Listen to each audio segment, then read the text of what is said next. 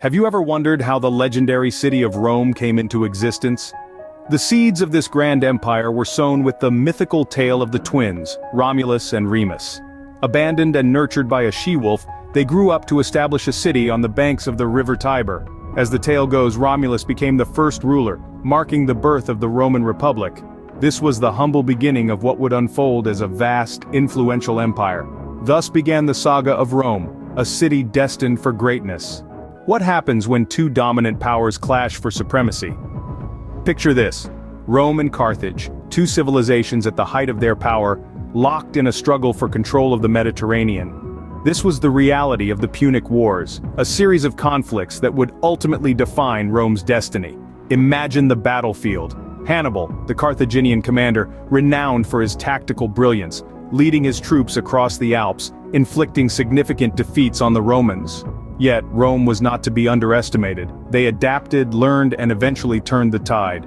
These wars were not just about victories and defeats. They were a crucible in which Rome was tested and tempered. The Romans emerged with a formidable military machine, a navy that dominated the seas, and an unshakable resolve to expand and protect their empire. With the defeat of Carthage, Rome emerged as the undisputed power of the Mediterranean. The stage was set. The birth of a formidable Roman Empire was underway.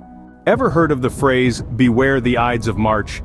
This warning echoes from the time of Julius Caesar, a period of tumult, triumph, and transformation in Roman history. Born into a noble family, Caesar quickly ascended the political ranks, showcasing a knack for leadership and a hunger for power.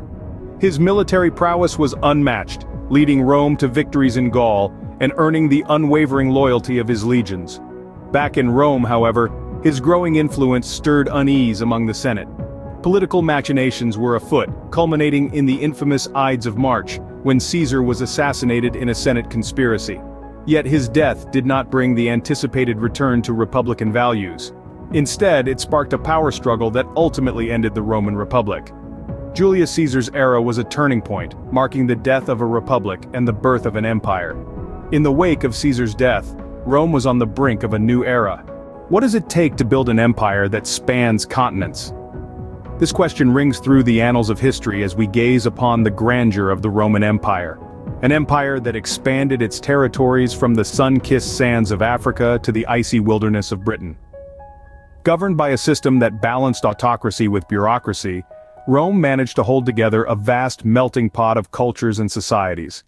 It was an era of unprecedented cultural achievements, a time when Roman art, literature, and philosophy flourished, leaving an indelible mark on the world. The zenith of Roman power was reached during the era of Pax Romana, a period of relative peace that lasted for over 200 years. Ruled by emperors like Augustus and Trajan, the empire experienced an extraordinary phase of stability and prosperity. At the height of Pax Romana, Rome was the beacon of civilization, a shining example of what humanity can achieve when united under a common cause. Can an empire be too big to sustain itself? As the Roman Empire expanded, its sheer size posed unique challenges.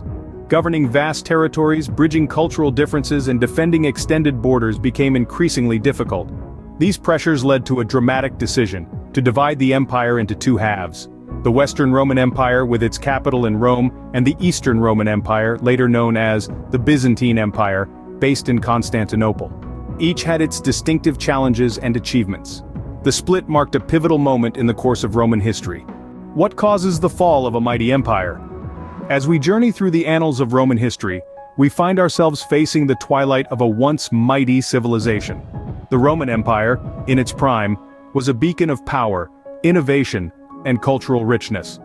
Yet, like all great entities, it too had to face its inevitable decline. The fall of Rome wasn't an overnight occurrence. It was a gradual unraveling, a slow erosion chipped away by a myriad of factors.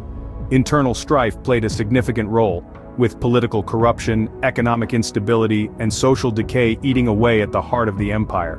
Yet, it wasn't just internal issues that precipitated the fall. External pressures, particularly from the barbarian invasions, were like the final hammer blows to an already crumbling structure.